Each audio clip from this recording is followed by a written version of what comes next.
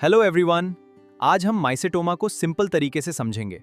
ये पैथोलॉजी और microbiology exams के लिए ये बहुत इंपॉर्टेंट टॉपिक है। चलिए शुरू करते हैं। माइसेटोमा स्किन और सबक्यूटेनियस टिश्यू का एक क्रॉनिक यानी लॉन्ग स्टैंडिंग, ग्रैनुलोमेटस यानी ग्रैनुलोमा बनाने वाला और स्लोली प्रोग्रेसिव यानी धीरे धीरे बढ़ने वाला इन्फेक्शन है। पेशेंट के फुट को ध्यान से ऑब्जर्व कीजिए।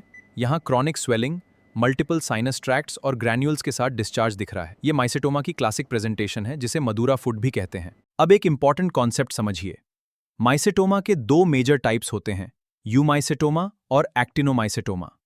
आगे हम दोनों को डिटेल में कंपेयर करेंगे। सबसे पहला टाइप है यूमाइसेटोमा। ये ट्रू फंजी की वजह से होता है और दुनिया भर में माइसेटोमा के लगभग 40% केसेस इसी टाइप के होते हैं। यूमाइसेटोमा के मेन कॉजेटिव एजेंट्स हैं मैदुरेला, स्यूडोलेस्चेरिया, स्कीडोस्पोरियम और फ्यूजारियम स्पीशीज। दूसरा टाइप है एक्टिनोमाइसेटोमा।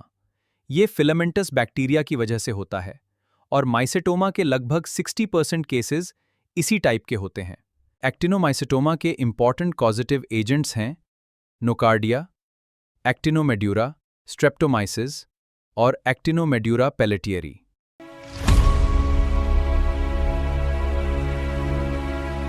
पैथोजेनेसिस की शुरुआत ट्रॉमेटिक इनॉक्यूलेशन से होती है।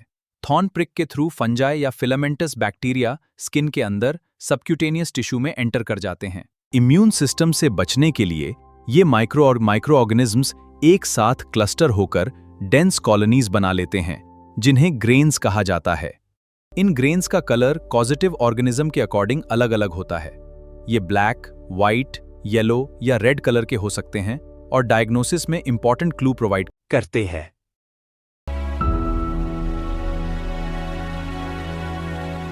बॉडी इन ग्रेन्स को आइसोलेट करने की कोशिश करती है। इसके रिस्पॉन्स में क्रॉनिक इन्फ्लेमेशन होती है और ग्रेन्स के अराउंड ग्रैन्युलोमा फॉर्म हो जाता है। धीरे धीरे इन्फेक्शन स्किन के अंदर फैलता है और प्रेशर बढ़ता है। इससे स्किन पर मल्टीपल साइनस ओपनिंग्स बन जाती हैं, जिनसे पस और ग्रेन्स बाहर निकालते रहते हैं। अगर इन्फेक्शन का ट्रीटमेंट ना किया जाए तो ये धीरे धीरे मसल्स और बोन्स तक फैल जाता है। इससे बोन डिस्ट्रक्शन, सीवियर डिफॉर्मिटी और डिसेबिलिटी हो सकती है।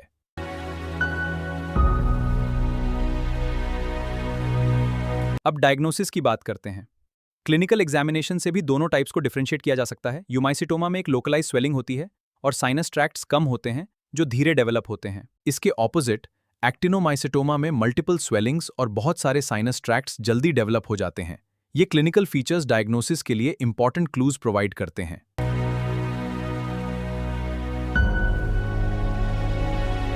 एक्सरे भी डायग्नोसिस में इंपॉर्टेंट क्लूज देता है।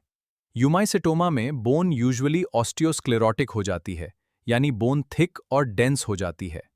इसके ऑपोजिट एक्टिनोमाइसेटोमा में ऑस्टियोलिटिक लीजन्स बनते हैं, जो धीरे धीरे बोन को डिस्ट्रॉय कर देते हैं।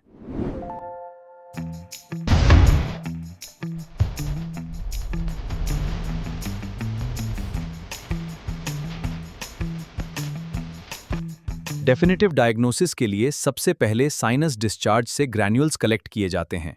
यही ग्रैन्यूल्स डायग्नोसिस के लिए सबसे इंपॉर्टेंट क्लिनिकल स्पेसिमेन होते हैं। कलेक्टेड ग्रैन्यूल्स को स्टेराइल नॉर्मल सलाइन से वॉश किया जाता है ताकि पस और टिश्यू डेब्री रिमूव हो जाए। एक क्लीन ग्रैन्यूल को ग्लास स्लाइड पर रखकर जेंटली क्रश किया जाता है ताकि स्मीयर प्रिपेयर हो सके। प्रिपेयर्ड स्मीयर को माइक्रोस्कोप के नीचे एग्जामिन किया जाता है। सस्पेक्टेड ऑर्गेनिज्म के हिसाब से अलग अलग लेबोरेटरी टेस्ट्स परफॉर्म किए जाते हैं। फंगल माइसेटोमा के डायग्नोसिस के लिए 10% KOH माउंट किया जाता है। माइक्रोस्कोपिक एग्जामिनेशन में broad septate fungal hyphae clearly दिखाई देती हैं। एक्टिनोमाइसेटोमा के डायग्नोसिस के लिए ग्राम स्टेन किया जाता है। माइक्रोस्कोपी में gram positive branching filamentous bacteria दिखाई देते हैं। अगर नोकार्डिया इन्फेक्शन का सस्पिशन हो तो मॉडिफाइड एसिड फास्ट स्टेन किया जाता है। माइक्रोस्कोपी में branching filamentous bacteria partially acid fast दिखाई देते हैं।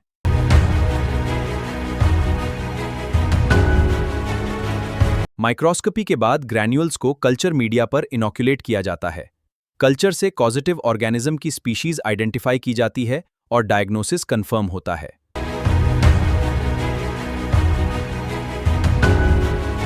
माइसेटोमा के ट्रीटमेंट में जरूरत पड़ने पर लीजन को सर्जिकली रिमूव किया जाता है।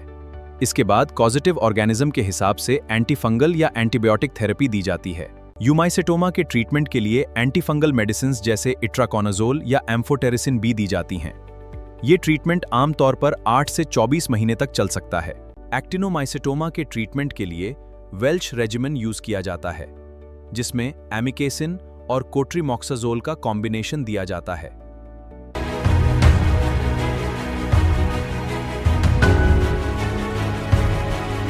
माइसेटोमा से बचने के लिए प्रोटेक्टिव फुटवेयर पहनिए।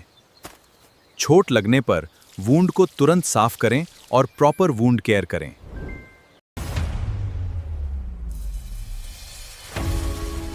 अगर आपको ये वीडियो पसंद आया हो तो लाइक करें, कमेंट करके अपना फीडबैक जरूर दें और चैनल को सब्सक्राइब करना ना भूलें।